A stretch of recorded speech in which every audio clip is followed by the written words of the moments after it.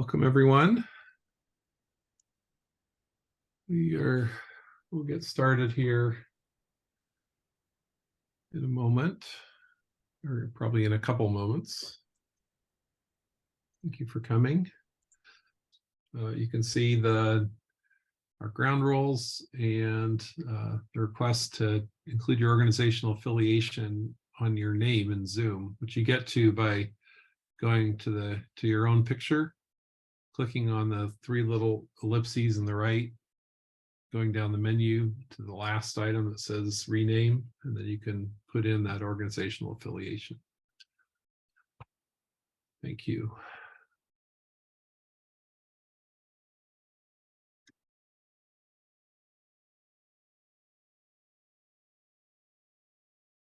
Okay, going to hang on for just another minute or two to let people join, and then we'll get started. Today's topic is rate making, pricing, and compensation. There it is. Donna threw that opening slide back up. Mark LaBelle is going to lead us today. His team on rate making.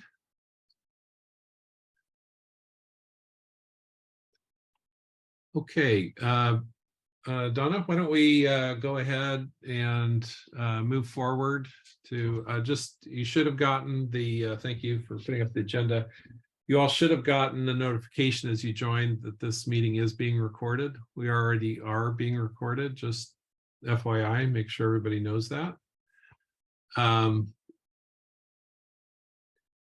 So we're going to start today with a very quick review of where we are in this project today and where we're going next. Then we're going to turn to Mark, who's going to provide an introduction to the topic for today and some overview. And we have three excellent presenters. Thank you, each of you, for coming. We should unlike last time, we should have a fairly significant amount of time for questions and discussion. It is possible to do clarifying questions during presentations. So if you want to put questions in the chat during presentations for clarifications, I'll be monitoring that and pass that on to the facilitator for the presenters. If the question you ask ends up being a more substantive one, I'll hold it and introduce it to Janet, who will be running the questions and discussion period. So to provide more content for that time. Either way, probably during the presentations themselves, if you could put your questions in the chat. When we get to the more substantive question and discussion toward the end, then we'll probably there'll probably be opportunity to raise hand and speak, as well as to do it through the chat. Okay, and then we'll conclude with a wrap up and next steps. So Donna, let's move on to the next slide. This is where we are in our project. Next, please. So our goal here is to establish a constructive national dialogue around 24/7 carbon-free energy. And so we've invited all of you and some more to help us with this. We want to examine technical challenges to implementing 24/7 carbon-free energy. We have kind of three technical areas that we have taken on and are taking on today. The first one is in the emissions tracking and validation area. So we have an emissions technical work group. The second is in the loads, resources, and reliability technical areas associated with establishing what resources are eligible to participate in carbon-free energy portfolios, reliability implications of carbon-free energy portfolios,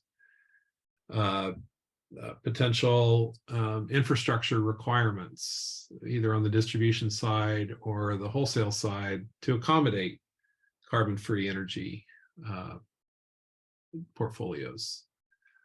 And from that, we are moving towards establishing 3 24/7 carbon-free energy transition tariff options. We're going to talk about that again today. At the end, we're going to announce our 3 transition tariff options, and we're going to do a little bit of back and forth with you on building teams to take those on. And our next phase, kind of our aspiration for this fall, is to have these 3 sample 24/7 carbon-free energy transition tariff options built. And then our aspiration following that is to dig in several specific locations and help to tailor those sample tariffs to specific situations that some of you are in your respective part of the country and with your respective regulatory situation. So that's what we're trying to do here in the project. Next slide, please. This is the pacing of our project. We did interviews, produced a project memo on March 31st. Since then, we've been holding monthly stakeholder meetings. We've had a very active emissions technical work group. We have launched a loads, resources, and reliability work group, which is happening more virtually rather than with in-person meetings. And we will launch a rate-making work group coming out of today's meeting. And these work groups are meeting in kind of the April to September timeframe, providing us with all the grist that we need to then build these sample tariff options. So this year's project concludes with a project report that'll be about 30 pages with some sample tariff appendices. There are these 3 sample tariff examples that we'll talk about today at the very end. So with that, that's where we are in the project. Again, thanks for participating today and throughout. Your guidance and input has been very valuable to us, and we look forward to continuing to work with you. Next slide, please. So Mark, I'm going to hand it off to you now to take over. Here you go. Thank you very much, Carl, and hi, everyone. Thank you all for coming today. My name is Mark LaBelle. I live outside of Boston, Massachusetts. I've been with RAP for almost 4.5 years. I've been in the background of some of these meetings, and it's a pleasure to speak today. My co-leader of the rate-making working group is Janet Besser, who will be leading the Q&A later in this workshop. So we're just going to do a very quick overview to get things started, and then we'll hand it over to our presenters. Next slide, please, Donna. So it's always good to ground ourselves and remind myself and everyone of all the different things we're trying to accomplish in rate making. We want to have efficient competition within and across each sector of the economy, reliable service, societal equity, environmental and public health benefits. These are all important public policy goals that have different impacts on every decision that regulators and energy policy makers make every day. And then when we get down to setting utility prices of different kinds, there's a few more specific goals that are frequently cited, and there's a million different ways to put these together. But my attempt to do that in 4 bullets here is effective recovery of the revenue requirement or the utility cost of service, customer understanding, acceptance, and bill stability, equitable allocation of costs, and efficient forward-looking price signals. Now, each of these principles and goals has their own complexities, and there are often trade-offs among them. So it's not so easy as just checking each box. You often have to wrestle with hard choices. Next slide, please. Now, when we're talking about rate-making issues for 24/7 carbon-free energy, they're are different issues depending on the regulatory structure that you're talking about. But luckily, we have experience to fall back on in each of these areas. When we're talking about utility-owned, carbon-free 24/7 resources in vertically integrated jurisdictions, those can be thought of as updates that are analogies to existing green tariffs that offer customers choice of renewable energy options. With alternative supply choices, third-party generation, or storage in vertically integrated jurisdictions, there are lots of analogies to existing and historic tariffs for alternative supply. Recently, RAP and myself in particular have been involved in Puerto Rico in proceedings to introduce third-party supply and wheeling for industrial customers. In restructured jurisdictions that already have supply choice, a lot of these mechanisms are in place already, and there's, on the rate making side at least, there's not major decisions that need to be made, but there can be lots of complexities in RFPs and market structures and pricing, as we'll hear about later. And then across every single jurisdiction, customer-sided and distributed energy resource options. Every state has their own regulatory model that is slightly different in terms of rules and pricing. And we'll talk about that a little bit, and love to hear from all of you about how you think that should fit in here overall. Next slide. So when we're talking about utility-owned resources in a vertically integrated jurisdiction, it's a very similar concept, at least, to existing green tariffs and special contracts. This situation is not just vertically integrated investor-owned utilities. Co-ops and other publicly owned utilities have a very similar situation, particularly if they have big contracts with G&Ts or own generation. The key issues are, how does the rate change for the participating customer? Do they have a rate that's based on their previous rate, their otherwise applicable rate? Do they have a new rate entirely? Is some portion of the applicable rate taken off of their bill? And then we care about what happens to the non-participating customers as well. How are they impacted across a number of different dimensions? Next slide, please.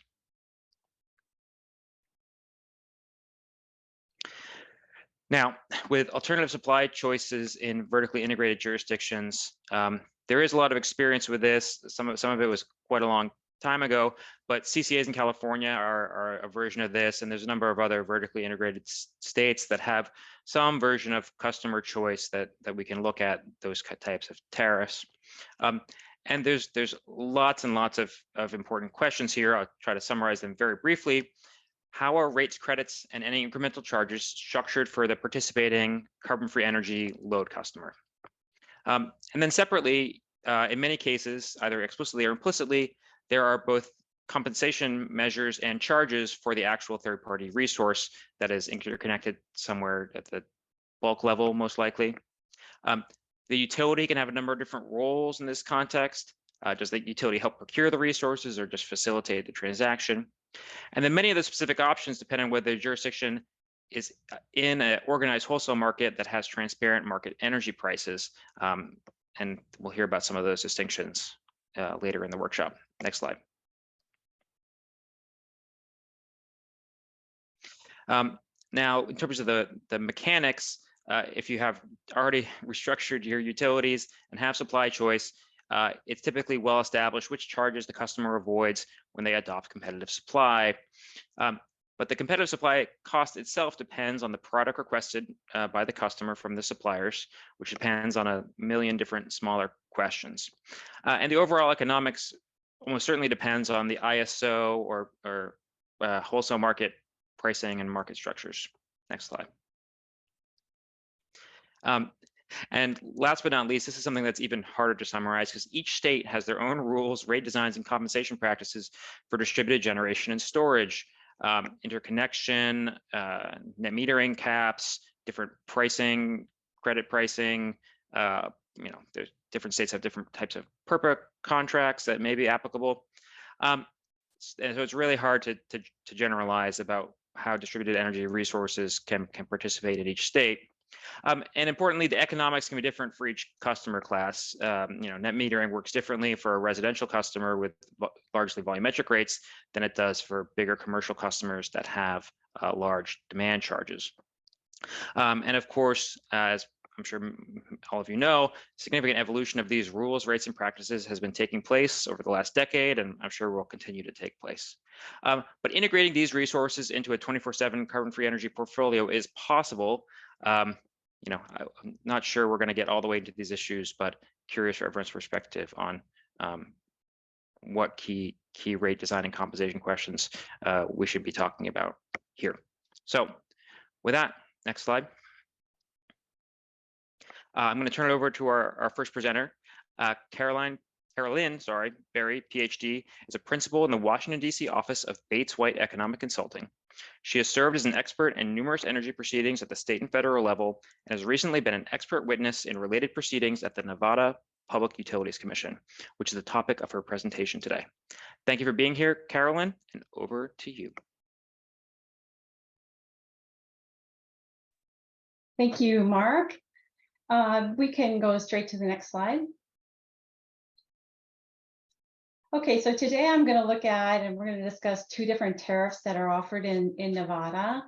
One is called the Large Customer Market Priced Energy Tariff, the LCMPE tariff, and the other is a Clean Transition Tariff, the CTT.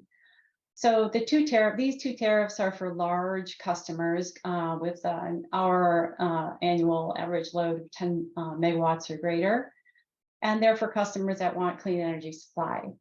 And so these two tariffs are associated with new resources, and each tariff also has an associated energy supply agreement or a contract that goes along with the new resource. So the customer is going to pay both through a tariff and through the ESA. Next slide. The key differences between these two tariffs are that, one, the LCMPE is in use in Southern Nevada currently, and the CTT is in development. It was introduced in Sierra Pacific Power's latest GRC, and a docket's been open to look at it, but it's in the early stages of development. The LCMPE, another key difference here is that for the resource that's built under the LCMPE tariff, it's built primarily for the customer, and the matching under there for energy to load happens on an annual basis. Whereas the idea under the CTT is that the resource is going to be built for both the customer and the utility, and that the matching would be on an hourly basis. Next slide. So how do these tariffs evolve? So the process here for the LCMPE tariff is that a customer, and in the LCMPE tariff currently, you have to be a new customer to take service under the tariff. The tariff is currently in a docket for revision, so they might extend that to existing, but currently it's only new load. So the customer approaches the utility, with the new load. They negotiate a deal whereby the utility can provide to the customer their energy needs, and they enter into an energy supply agreement, an ESA. That ESA would have to be approved by the commission. And then the utility would go out and identify the resources to fill that ESA, and the utility would get approval for those resources on behalf of the customer through an integrated resource planning process. Then the output of the resource would be dedicated to that customer, and then the customer would pay through a bundled tariff and through the ESA. Next slide. So the LCMPE tariff, I've got a link down here at the bottom for the LCMPE tariff for Nevada Power Company. In that tariff, you're not going to find any rates. You'll find the structure of the tariff.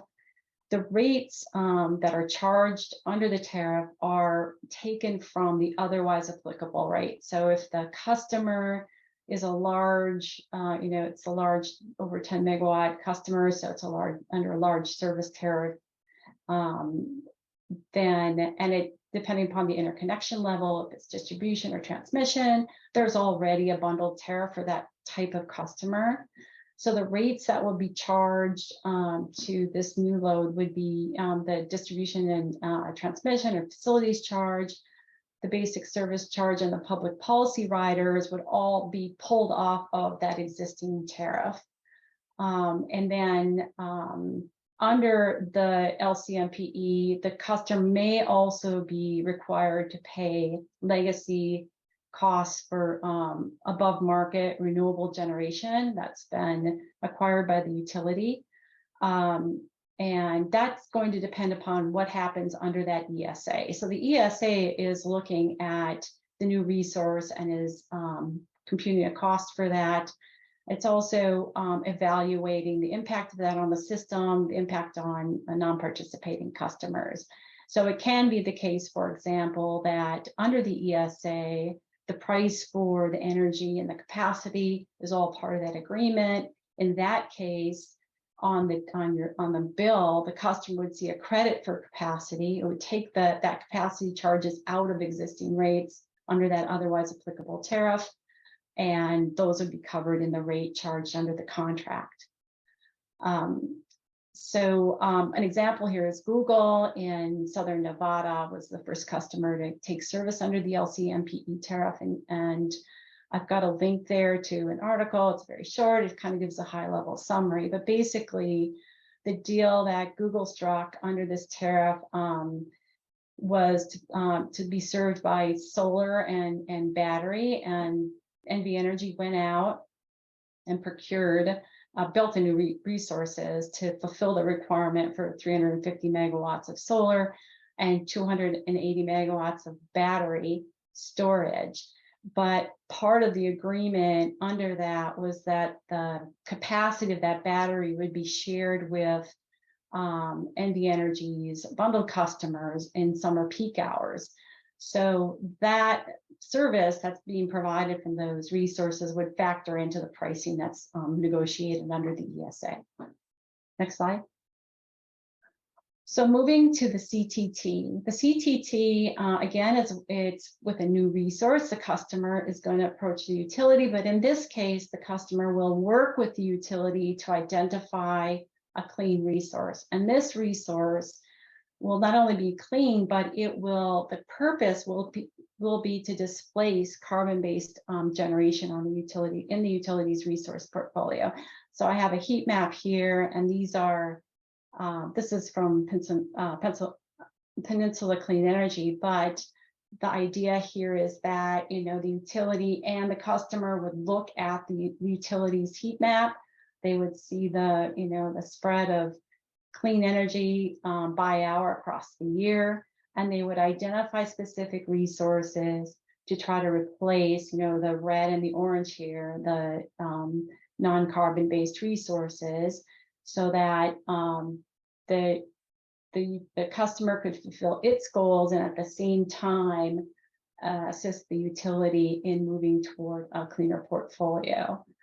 Now, the idea here is that the resource that they choose would not be one that would otherwise be built. It would not be a resource that would be chosen through an IRP process because it would be too expensive. There would be, potentially another carbon-based resource that would be cheaper and that, could only be justified in that process. So the idea is that the customer would bring forward that incremental cost between what would otherwise have been built and the cost of this new, innovative, cutting edge resource, which could be, for example, it could be a new geothermal or long-term battery or something similar.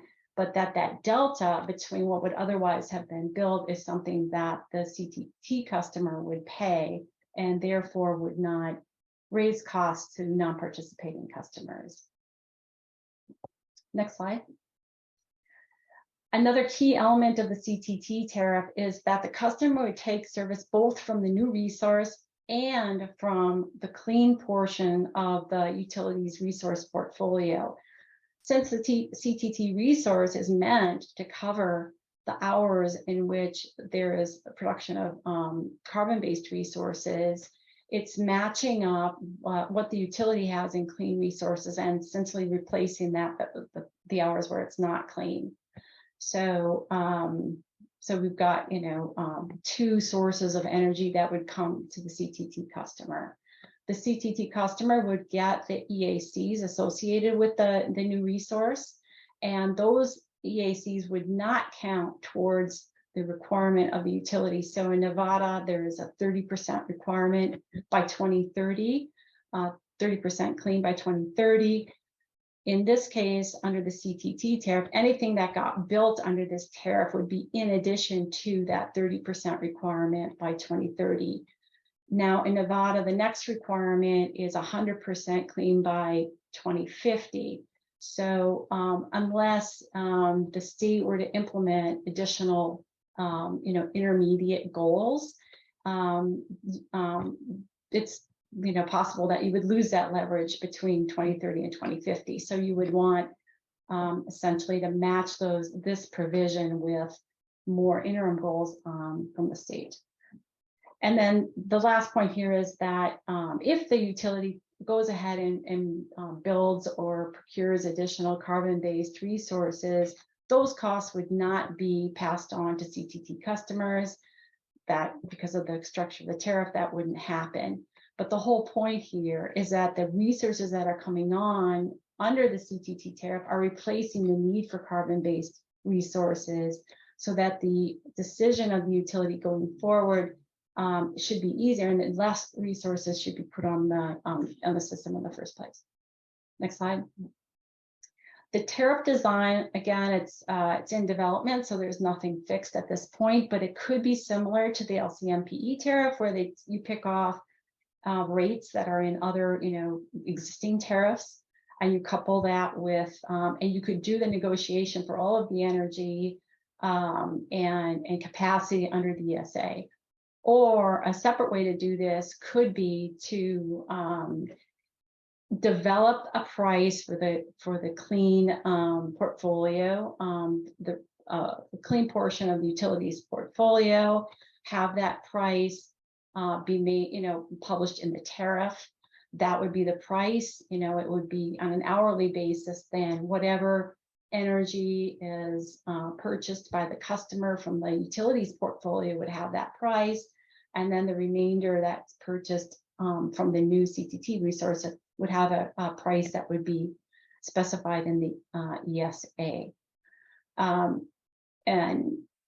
And then there in the capacity portion, again, you could put it all under the ESA, or you could try to break it out and have a portion of that specified in the CTT and in the sort of in the bundled rate that's publicly available. The idea tier 2 is that under the ESA, like the deal that Google did under the LCMPE, that there's a lot going on under there, especially these new resources that are providing benefits to customers. Those benefits should be taken into account when in the ESA pricing. Next slide, please. So this is hey, Mark, could I interrupt for just a second here? We have 2 questions in the chat, and Brian has his hand up. I'm wondering if you want to take those now, or. So I chatted Brian and said if he could put his question in the chat or just hold his question, and we'll call on him at the discussion section later. I do have one clarifying question when Carolyn is done, but let's just let her finish up. Okay, thanks. Okay, so nothing new here. This is just a summary, sort of the different characteristics of the tariffs. And we can move to the last slide. And okay, so this is just a summary of the clean transition tariff, the benefits of it. It is built to accelerate the clean energy transition, both through the choice of resources that are invested in and through the EACs, which are pushing, you know, the utility to get more clean energy than specified in those near-term goals. It provides an alignment of what the customer wants and what the grid needs. It allows private capital to come in and fund these resources that wouldn't otherwise be built. And it, you know, promotes innovation because it gives a market for new innovative energy technology. It keeps large customers on the utility system. It's set up in a way that doesn't shift cost to non-participants, and it will attract customers that are interested in 24/7 clean energy. And that sums up my presentation. Thanks. Thank you. So I do have one, I think, clarifying question, and if there's any other clarifying questions that people want to put in the chat, that'd be great for right now. Otherwise, as I said, we're going to hold more complicated questions for the panel discussion a little bit later. But Carolyn, I think you said both for the LCMPE tariff and the CTT that the ESA would take into account costs and benefits to non-participating customers. And I think the clarifying question is whether the LCMPE program structure does that already, and how is that done? Is that just as part of the negotiation of the ESA? It is just part of the negotiation, and it's not explicitly set out in the LCMPE tariff. What Google did was innovative and kind of pushing the margin, and you can see that the CTT is kind of taking it to a different level. But there's no requirement of any sort that it has to benefit non-participating customers. It's just that they can't be harmed. Okay, but there's not some existing, analytical framework or way that's sort of automatically taken into account. It's a one at a time contract negotiation issue. Absolutely, because it's resource dependent, and it's nobody wants to specify it exactly. They want to leave it open and flexible. Okay, I think that answers our clarifying question. Give it 15 more seconds for any other clarifying questions. Happy to take the one in the chat. I think this is a harder question, and maybe one for the whole group. But I will say Brian from Constellation's question now. When the state RPS gets to much higher levels in coming decades, how do we start to reconcile the earlier voluntary procurements and the more stringent later RPS requirements? Happy to save that for later. But if you have any thoughts off the top of your head, that's fine. I'll just say that, in Nevada, there's too big of a jump. You go from 2030 to 2050, and then there's the path in between is essentially the utility is choosing that path. And so I guess my response is, I don't think there is a problem with adjusting it. It's just to have, I believe you should have more intermediate steps. All right, thank you very much, Carolyn. Our next presenter is Trey Leslie, and he is a manager of renewables and resiliency programs at Georgia Power. One of the programs he manages is the Carbon-Free Energy Around the Clock program and tariff, which is getting underway now. Thank you, Trey, for joining us, and you're up. Hey, thanks, Mark. Can you hear me pretty well? Sounds great for me. Awesome. Thank you. Hey, good afternoon, everyone. Trey Leslie, Georgia Power. Excited to be here with you all to talk through our Carbon-Free Energy Around the Clock program, affectionately known as a carve out of our CARES program. So you can go to the next slide. Hey, so just really quickly, not going to spend too much time on this slide.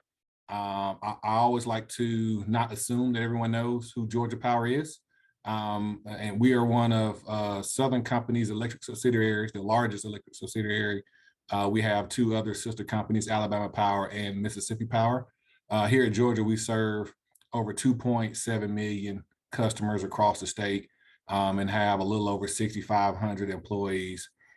We are a vertically integrated utility, and we have a very structured regulatory process. We work very constructive with our regulators here at Georgia to serve that 2.7 million customers. And so the program I'm about to walk through with you guys is a kind of a embodiment of one of our kind of constructive processes that we work with the commission on that came out of our recent integrated resource plan.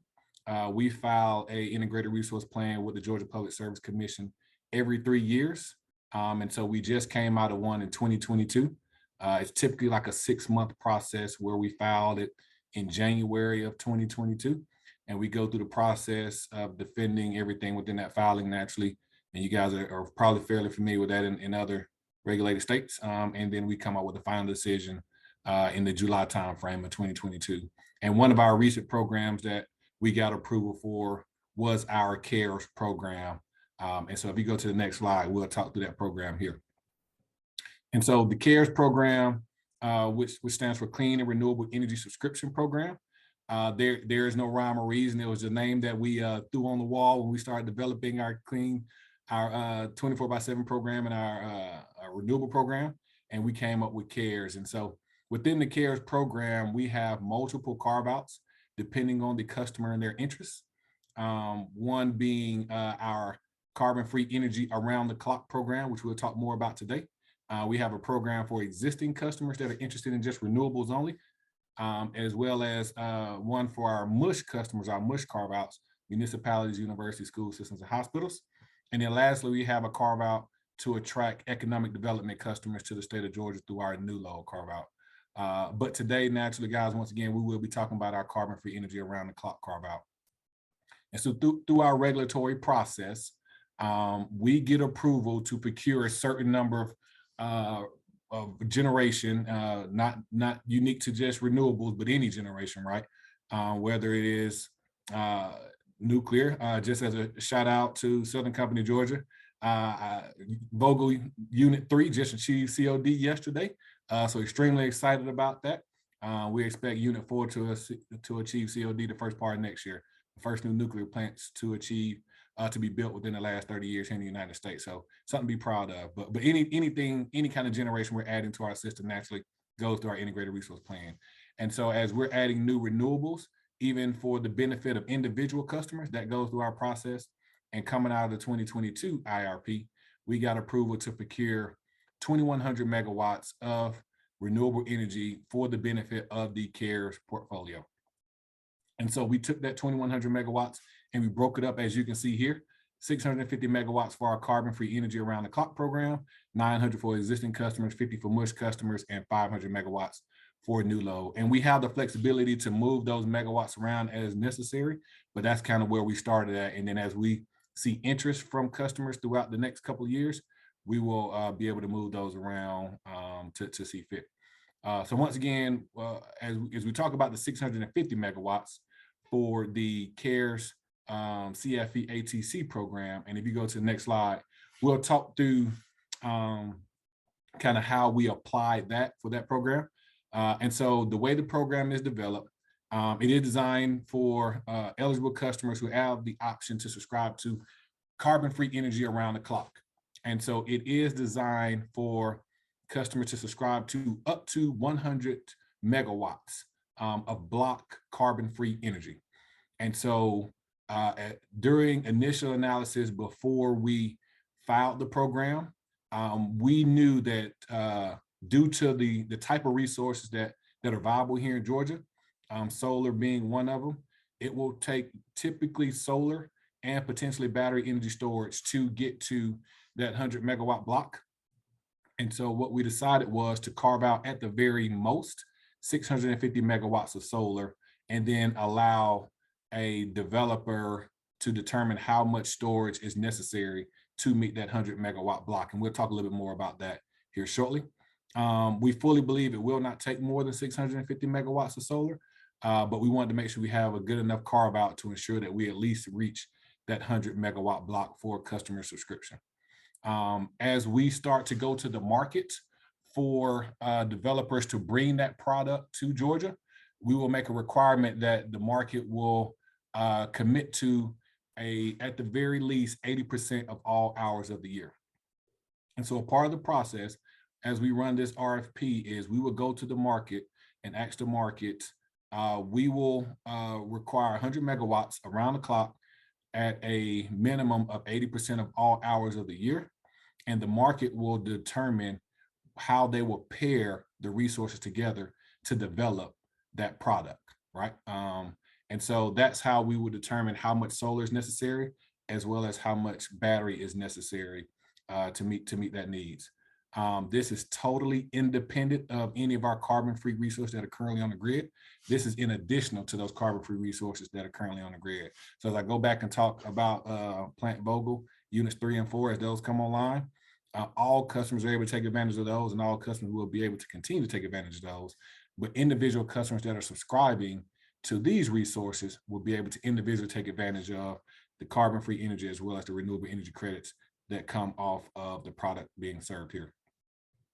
In return for participating in the program, individual customers will also be able to receive the renewable energy credits as well as energy credits for the value of that energy to the grid, as well as capacity credits for the value of that solar storage to the grid as well.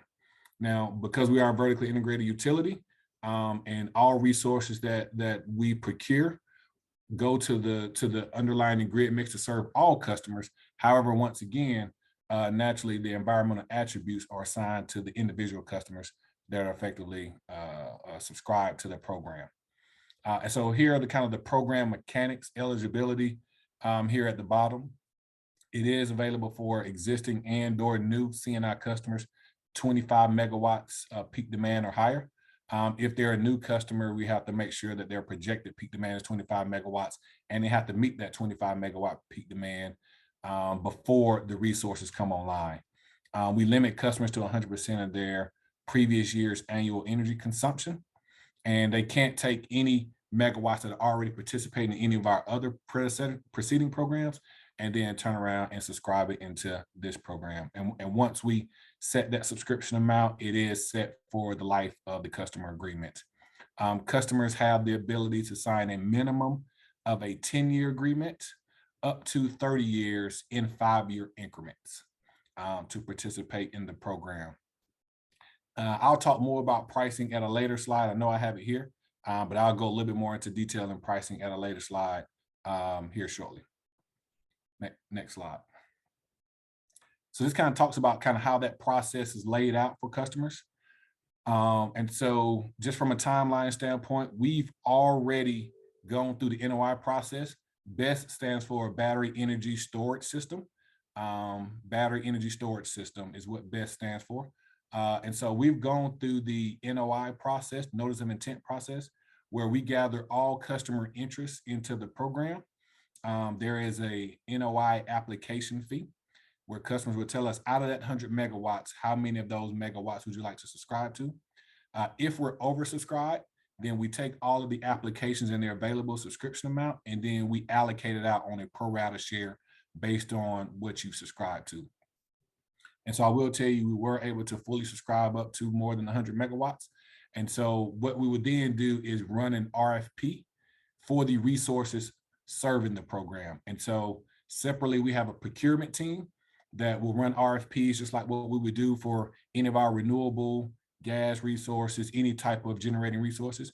We would run a dedicated RFP just for the product serving this program, right? So once again, we would go to the market and say, hey, developer market, we want 100 megawatts around the clock at a minimum of 80% of our hours.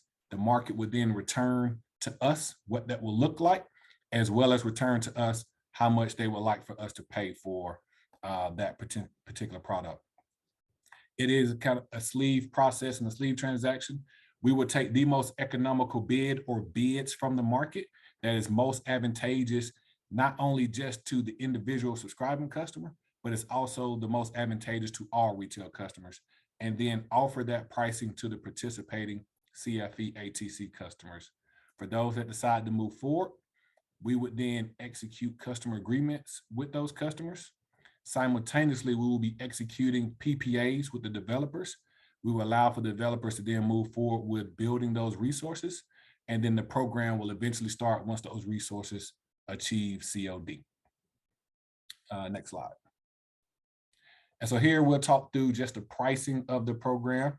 And so when you think about just the actual price, what the customer will pay, it is a fixed price per kWh or megawatt hour charge, however you want to look at it. It is levelized over the life of the customer agreement. It is a fixed cost levelized over the life of the customer agreement, whether it's 10 up to 30 years. We levelize the cost of the PPA serving the program. So once again, we take what the developer returned from the market and we levelize that for the customer that's participating. We also levelize the transmission delivery costs. We forecast what that delivery costs for us to take that energy Typically that cost for any other renewable resource or any other generating resource is borne by all retail customers. And so very similar to like Carolyn in her program there that she mentioned, we try to ensure that this program is all customers are agnostic to the cost of this program, and we do not shift cost to any other customers. And so we ensure that the individual subscribing customer are paying for all costs associated with the program. And so within here, the customer also pays the transmission delivery costs. They also pay the renewable integration costs. As we continue to add more renewables to our system, there is a cost to balance that renewable energy.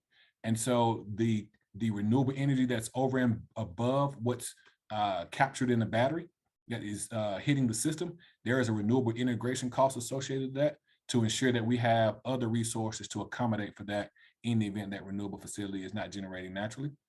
Lastly, we also have a levelized additional sum. And so the additional sum is a regulatory avenue for Georgia Power to actually earn on these PPAs. And basically what that is, and it's a regulatory approved process to where, because we are a regulated utility, to have the ability to earn on any capital infrastructure. Because we don't own these facilities, we don't have the ability to earn on them. And so now we're going to the market to procure these facilities where we're now having third-party ownership. And so this is a mechanism for the company to still earn on these facilities, although we don't own them. And so typically that will also be borne by our retail customers. We're now passing that cost off to individual customers. And lastly, there's administrative costs for us just to administer the program. In return for participating in the program, and then once again, that cost is fixed. We will fix that cost over the life of that customer agreement. Once again, in return, the customer will receive an hourly energy credit, and that is based on the hourly incremental cost of generation. That cost is variable and fluctuates. That is based on just the value of the energy that is received at the POI and the value that is to the grid. And so that is a cost that now all customers are sharing back to the individual customer, because now the individual customers is paying for this additional carbon-free resource. That individual customer is able to take advantage of the value of that energy that is now going to the grid. And likewise for that battery, because that battery is beneficial to our retail customers, and we do have the ability to utilize it for the benefit of our retail customers in the event that we need to, we also provide a fixed capacity credit for the participating customers as well. And that is on a cost per kW basis that will be fixed over the life of the agreement. Here's something to note. The payment and the credit is separate and in addition to the cost of the electric service that the customer pays. And so the customer will still be on their normal retail electric service rate, and the energy they consume at the facility that they're at, they will still pay that. In addition to that, they will pay their program costs and then in return receive their program credit, right? And so it's in addition to their normal electric program serving tariff. And then the last thing is the billing for each service is done 1 month in arrears to ensure that we have time to true up on that credit, which is a real-time credit, which is the real-time value of that energy to the grid. And so we true that up every month and then apply to the bill the next month. So it is done 1 month in arrears. And I think this is the last slide. This is always like a pretty interesting slide I like to show folks when you think about 24/7 and kind of in just how customers, the drivers for customers and how that impact rates. And so this is pretty self-explanatory. At the end of the day, where if a customer thinking about hours covered, if they want to cover their hours annually, as opposed to 100% of the hours, as you can see, once you get to 100% of the hours, such as the 24/7 program, that also impacts the cost, right?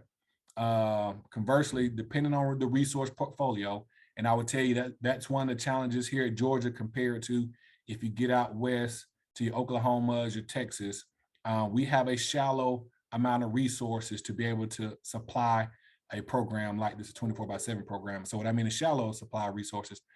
Today, we only have solar, right? We only have solar for the program to be able to supply this. And then naturally you add battery into storage. So that calls for a good amount of solar and a large amount of batteries in order to be able to meet a 24/7 goal for a customer or get close to it. If you're able to diversify and have a large quantity of resources, that helps drive the cost down, right? So whenever you're able to pair wind with that, which is very complementary to solar, as well as able to pair even some hydro as well, if it's new and additional, that also meets or helps drive the cost down of a program as well. Lastly, when you just think about load characteristics also, customer having a low amount of load that will cause for a higher cost versus if you have a higher load, that helps drive down the cost as well, simply because you're also able to take advantage of the energy credit as well as the usage of energy during times when the load is more beneficial to you as the customer. And lastly, additionality, which has always been one of the biggest drivers to not only just 24/7, but 100% renewables. As customers, if you have low additionality requirements, that cost could be low. But as you get closer to everything has to be additional over and above what you are already doing from a utility standpoint, naturally that drives the cost up a little higher. What we found as we continue to have conversations with customers, and as we realize that sometimes additionality can be a challenge and can impact the grid from a reliability, safety standpoint, within the time frame in which a lot of customers are interested in, what we found is that over time, that additionality requirement continues to decrease more and more, and they're just looking to be able to meet their goals with new and or existing resources. And so that's my last slide. Went through that pretty quickly, but wanted to leave time for any questions. I saw several pop up in the chat, so I want to make sure I'm able to get through those if we're going to get through them now. Thank you, Mark. Thank you so much, Trey. That was great. Let's just do a couple real quick. On one of your slides, you did say that energy generated from the program will serve all customers. You're just talking about how the physical electrons go into the system and go to everyone, but then the credits are dedicated to the customers. That is correct. Okay, great. And then our consultant Ted Thomas asked, do you have an interruptible tariff program, and if so, does that preclude participation in this 24/7 program? So we do have one, and we're actually in the process of building a second one. So we have a DPEC program, which is an interruptible tariff that allows customers to demonstrate and minimize their load for reliability, but that does not preclude you from participating in this program at all. Okay, and then I'll save Mike's question for later, but Brian from Constellation asked, how do you determine a levelized renewable integration cost, particularly since that's something that might be changing over time? So it's fixed based on an approved amount at the commission. Okay. And so we ran some analysis leading up to our latest integrated resource plan. And if you want a little bit more analysis on how that number was developed, I can probably provide somebody that's a little bit more knowledgeable about it than me. But that's a fixed amount that we got approved through our commission, and we just now passed that cost to individual customers.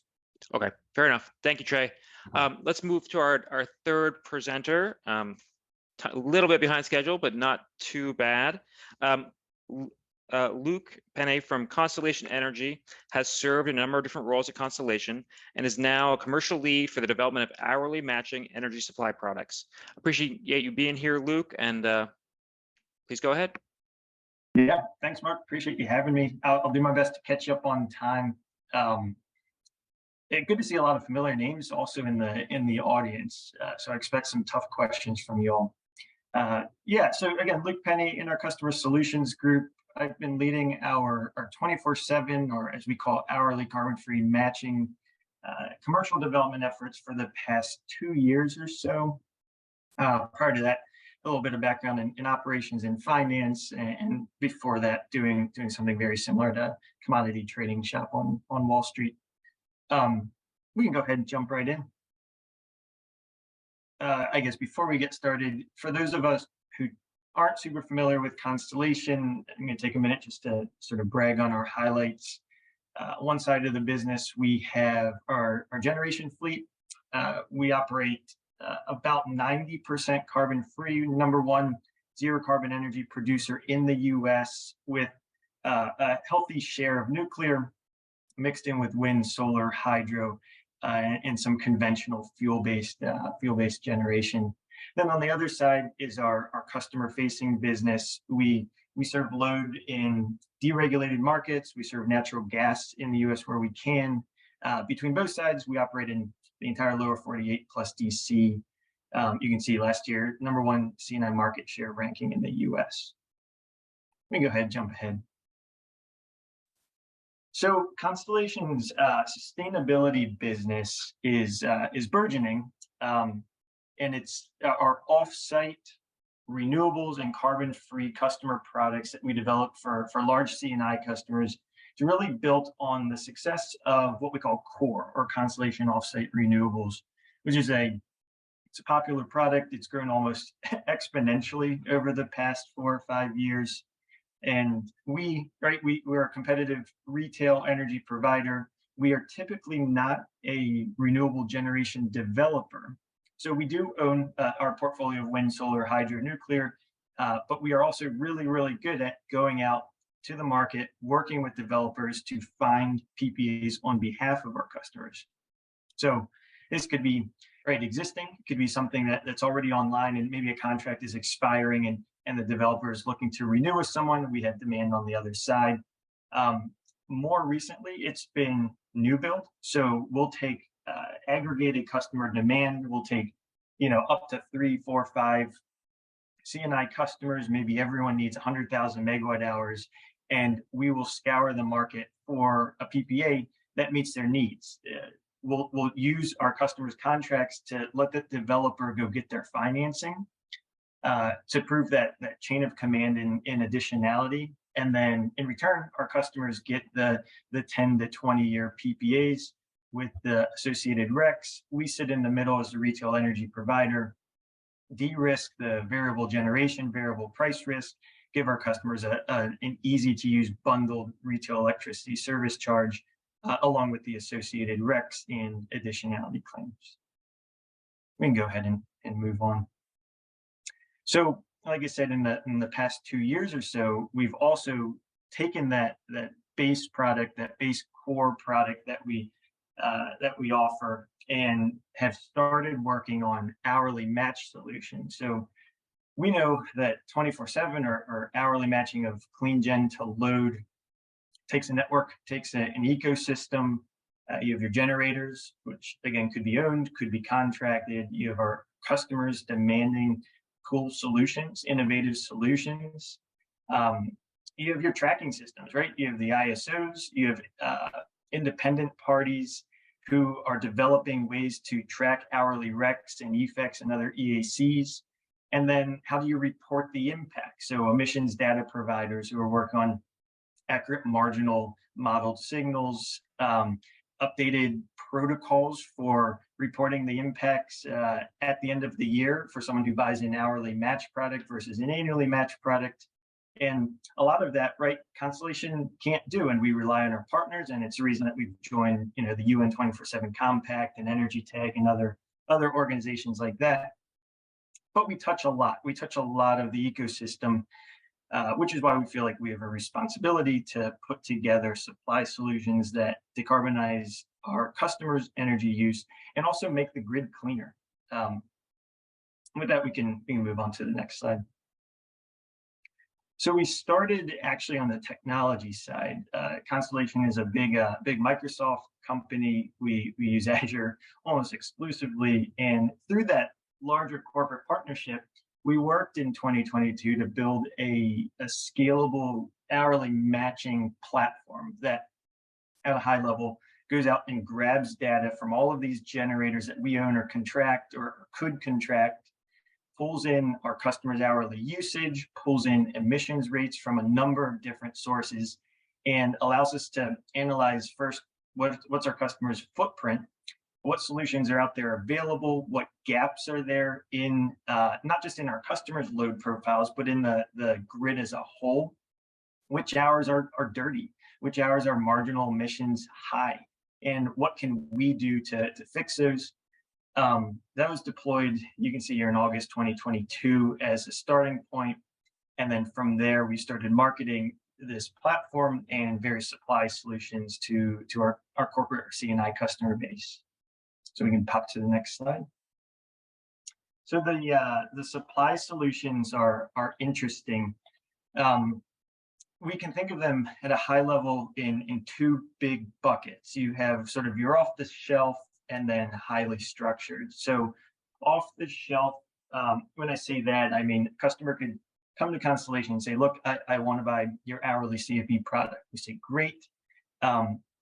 We'll set some terms, right? For the underlying electricity supply, is it fixed? Is it index price? What hourly match rate do you want? 80%, 90%, 100%. But the actual sources that carbon-free energy is coming from, we pick, right? We use our portfolio management team to optimize. Could be from our fleet, could be contracted. We could trade independent granular certificates in the market. And we put together a portfolio that is lowest cost, easiest to deliver, and gives you something that matches your load every hour.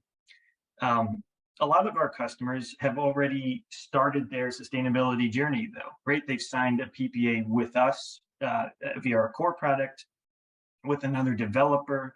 They have on-site solar plus storage, some other solution that they've already started with, or they really just want to point to a particular asset. And they say, you know, I want additionality. I want my dollars to go build this solar farm in Pennsylvania, and I want you to incorporate it into my overall hourly CFE supply that you put together for me. And that's great as well. And you know, the technology platform is built to be flexible to accommodate that. And our team of structurers and portfolio managers is also built to be flexible. And that's where we work on a one-off basis, incorporate the costs of the various PPAs or other solutions that folks have done with us or through others, add, you know, potentially nuclear, hydro from our fleet or complementary intermittent resource, and deliver something that's bundled and highly structured. The results either way, right, they're tracked through the platform, like I said, so that we can take an iterative approach, make sure that we're hitting our targets and iterate if necessary.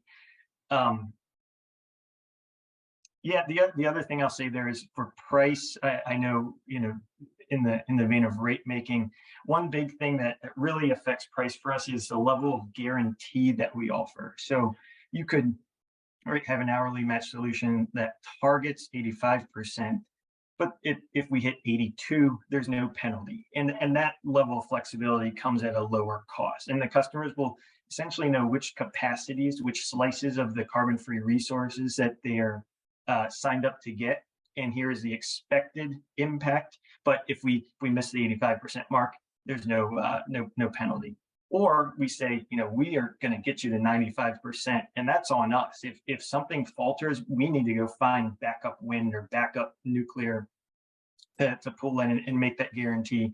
That can increase the premium, but we've seen it as a request from a lot of customers to have that level of reliability and something that they can go out and tell their stakeholders, look, we are going to be hourly matched 95% of the time. All right, we can move on to the last slide.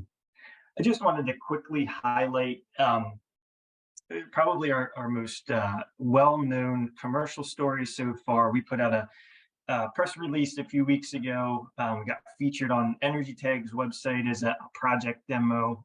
And I personally liked it because, you know, we spent a year working on the technology with Microsoft, and then we were able to help them decarbonize one of their data centers in Virginia. So again, just to highlight, we are acting as the retail energy supplier. We are incorporating the generation schedules, the offtake schedules from some wind and solar agreements that are actually not ours, that they've you know, brought to the table, and then working around this to say, if wind and solar are not showing up in certain hours, where can we add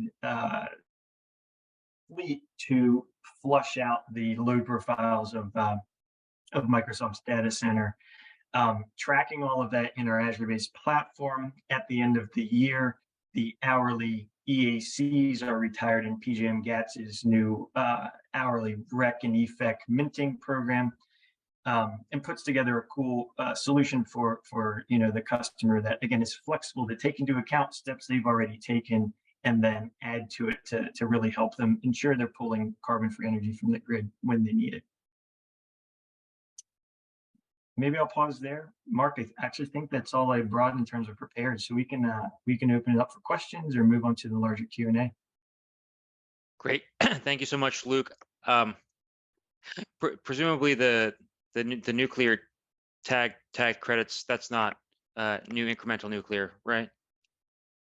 Yeah, correct. So we now, we're evaluating, especially after certain federal legislation, evaluating ways to upgrade our fleet, but it doesn't predicate new build when we're including nuclear or any other hydro, wind, solar that we own and operate today.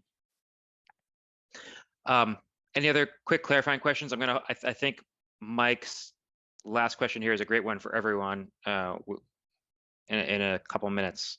So any purely clarifying questions for Luke, or we're gonna turn to the next section of our agenda? All right, well, thank you so much, Luke. Really appreciate it. I'm actually gonna hand it over to Janet to lead the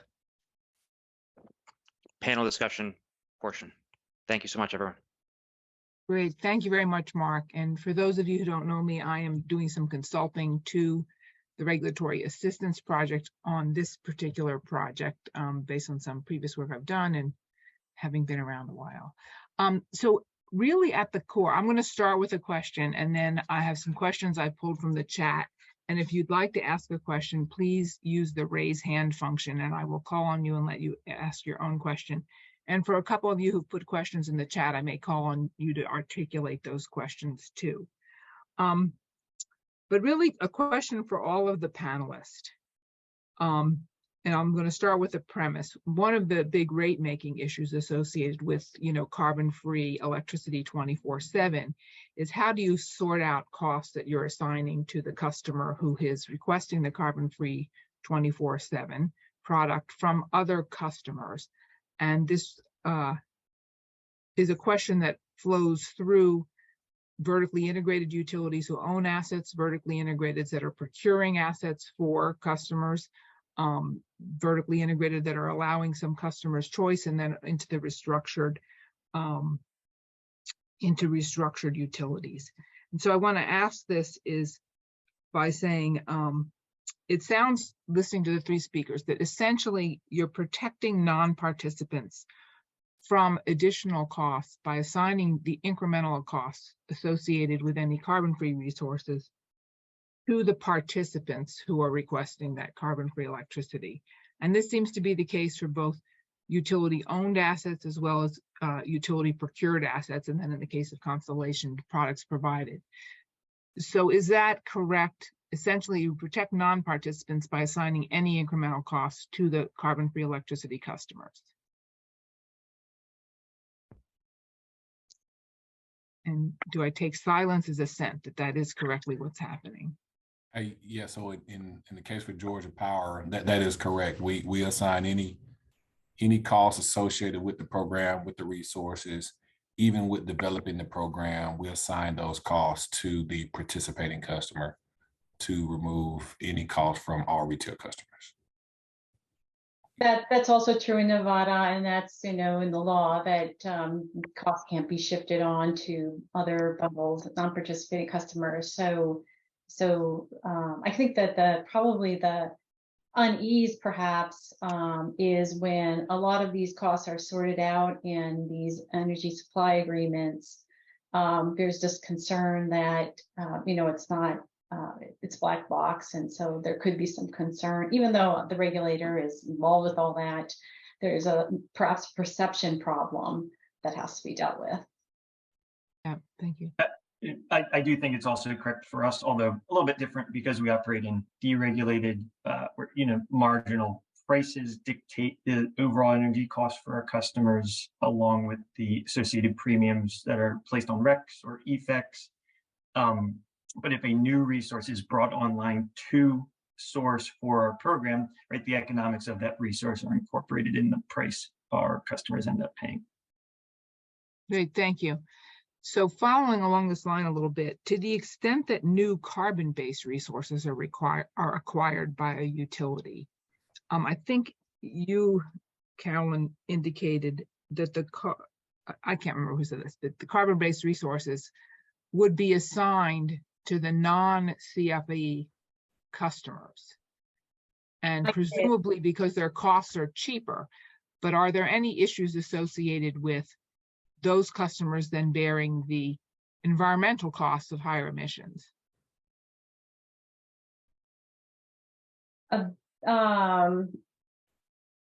I'm not seeing the pathway between the environmental costs. If they're, So let's separate that to two questions. So new carbon-based resources, if they're acquired, they're assigned only to the non-CFE customers. That's correct. And then presumably because they're acquired because they cost less than the carbon-free resources. Presumably, yeah. In terms of whatever is being identified in the utility and its IRP and what resources it's going to need, and it's looking at a bunch of stuff. So in that plan, carbon gets chosen.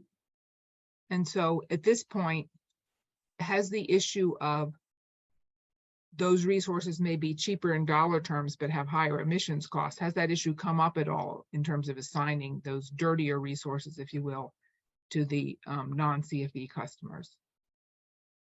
It's not, the emissions costs per se have not been raised in Nevada as far as I'm aware. Okay. And I take it this However, is. I'll just note that, with all that's going on in the West, with integration, with, proposals to create, an RTO out West and integrate different utilities, that issue is out there. And so I suspect it will come in the purview of regulators in Nevada sooner than later. Great, thank you. Okay, so I'm going to turn to some of the questions that are in the chat and call on folks to maybe articulate them themselves, and say anyone else has questions, so please raise your hand. So I'm looking to Adam D from EPRI, and you had put a question in the chat that I think is a little bit along these lines, so would ask you to speak up.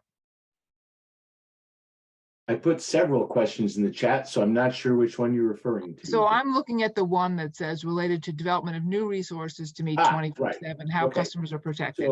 So all of the products and pricing, I think, that was discussed today was with regards to incremental new resources being developed to meet demand from 24/7 CFE customers.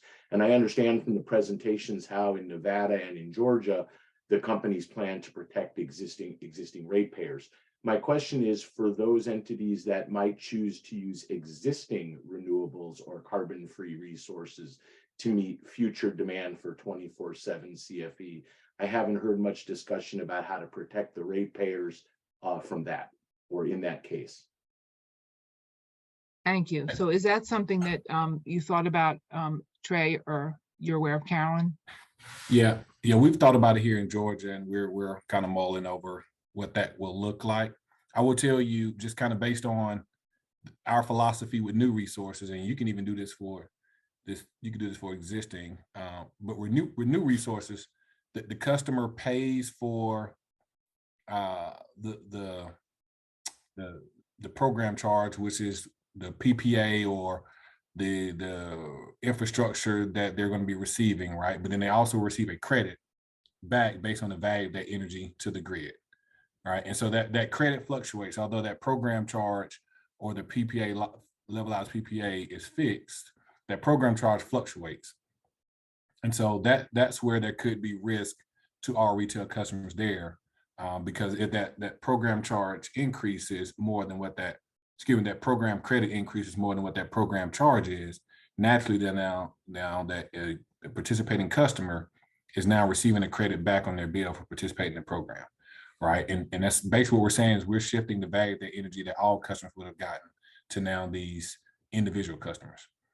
But that's the way we structure the program, because they're also taking the risk of paying the entire freight of, for us, it's a PPA, or the value of the energy. Now, to go back to answer your question, though, for existing resources, because all retail customers are currently paying for it today, The way we are considering is that you will not pay a program charge and receive a program credit. You will effectively just pay a program charge. And how you develop that charge right now, we're still determining it. But we even have like a bank of renewable resources within one of our programs that all customers are able to take advantage of the energy benefits and the environmental benefits. And we're carving that out for individual customers to subscribe to. And what we've determined is if the customer is willing to just pay for the value of the RECs from those, we will apply those RECs and retirement on behalf of individual customers. Now, as a reminder, the energy is still going to the grid for all customers. It's just those environmental benefits. It's what's being applied to the individual customer. And so if you just think about it in the grand scheme of all Georgia Power 2.7 retail customers, what's happening at that time when we talk about customers being held harmless, they're seeing a credit back on their bill based on kind of what's flowing through fuel, but their carbon emission rate is decreasing because they're losing those RECs. And so it's kind of effective philosophy where majority of our customers are more inclined to feel comfortable with being able to receive a credit on their bill than naturally concerned about their emission rate as a whole. Now, naturally, we do know we have some large C&I customers that are concerned about their emission rates. And so we work individually with those customers to allow for them to subscribe to more resources that we currently bill for as part of our programs. Great, thank you. So turning to a question that is here from Lori Bird, which had to do with exemptions from renewable integration costs. And then I'm just sort of tee up. I was going to then turn to the question from Sherry C. from the California PUC. So Lori, I don't know if you're still with us and want to ask your question. Yeah, so I guess, I noticed with the Georgia Power program in particular, their customers did get a fixed renewable energy integration charge. And I'm sorry, I missed the details of what was in that, but I think I was wondering, like, because customers really are kind of helping with integration, the solar energy is being paired with storage and it's being used by the customers during, particular hours. So it helps with the integration. So there seems like there should be a credit there and an exemption perhaps to some of the integration costs. So I wondered if I was just wondering what those costs were and whether the customers are exempt from some of them. Yeah, good question. So you're right. That renewable integration cost is based on only the megawatt hours and kilowatt hours that hit the grid above their subscription amount, right? And so because of our lack of limited resources to supply the program, what that means is we're going to have to overbuild the solar in order to accommodate and reach that 80% of all hours of a year, right? And so there are going to be times where we're going to overproduce solar that's going to be more than what can be stored in the battery, as well as more than their actual subscription amount that will still hit the grid, that we're going to have the renewable integration costs accommodate for in the event there's other resources that may have to be paired with that to ensure that we're not shifting costs from a reliability standpoint for that additional renewable energy that we were not prepared for because of this participating program. And so to answer your question, yes, you're correct. Because of storage, it does minimize what they see for that renewable integration cost, because a lot of that will be stored into the battery, but there is a good portion that will still hit the grid that the customer will have to be charged for that overproduction of solar. And so this is not a charge that's placed on all customers' bills, or it is? It's not placed on all customer bills. It is a charge that for the portion of solar that's not subscribed in the program, that we're able to recuperate from all customers if we was to just procure solar on behalf of all customers. Thanks for the explanation. Okay, great. Sherry, you had a question about what happens when customers no longer want to participate in the program and where their costs may be assigned. Yeah, that's fair. That's a fair question. And my initial question was also piling on to Adam's question earlier. He was talking about how, North Nevada Power justified development of these new resources. What we're trying to figure out is, a lot of these bills that we're implementing require that these resources be incremental, but, there's also the lag between when these new resources are brought online.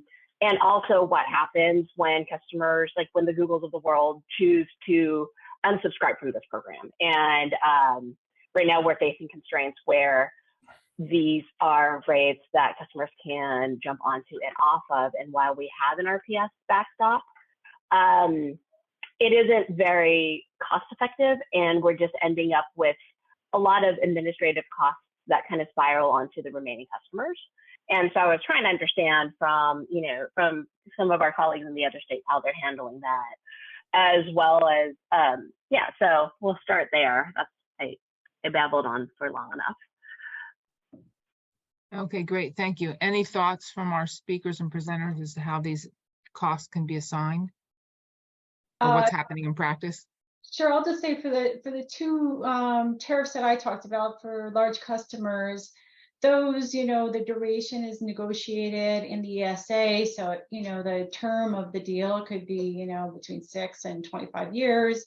And so there's not a lot of jumping on and off. I think perhaps, are you So are these customer PPAs? So how are you mechanically doing that, right? So, right, so is it the customer working directly with the LSE, or?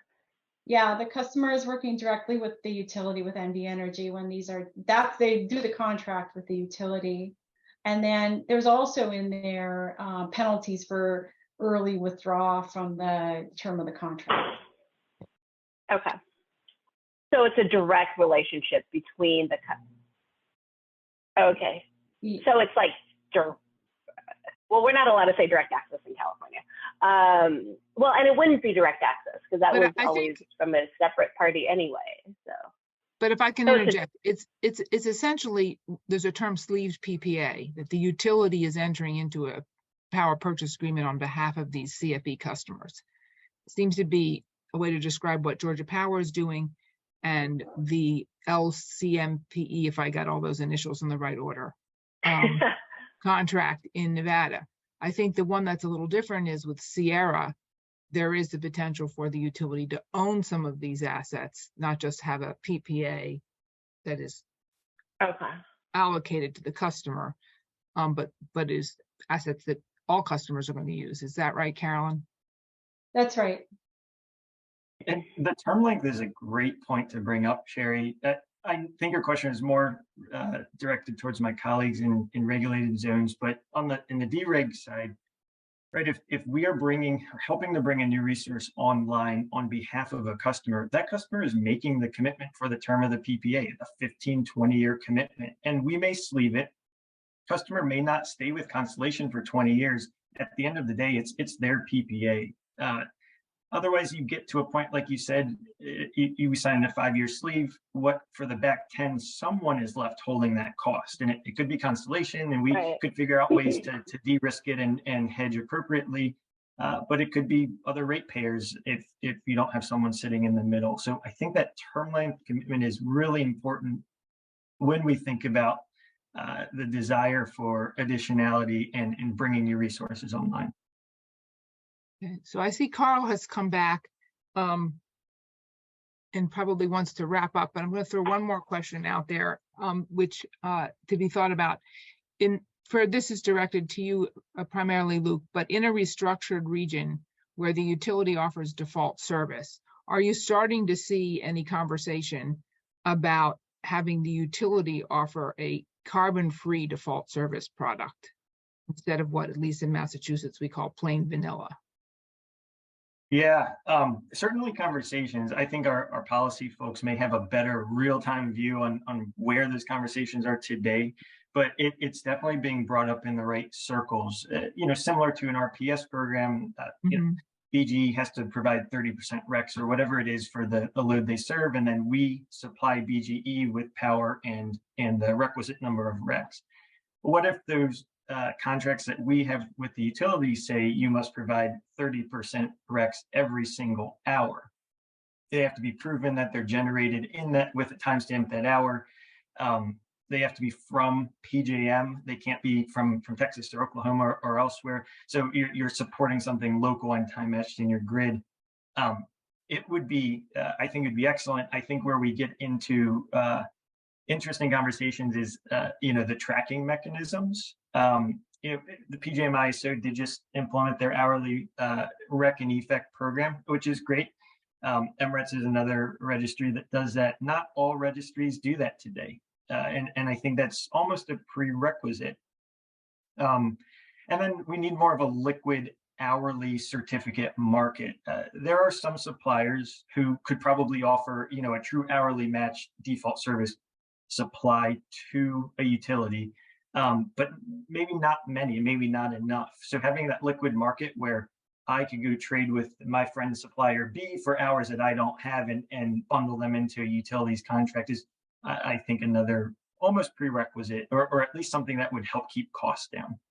Okay, well, those are topics I think our emissions working group and our loads and resources working group are working on. So with that, I will pass this back to Carl.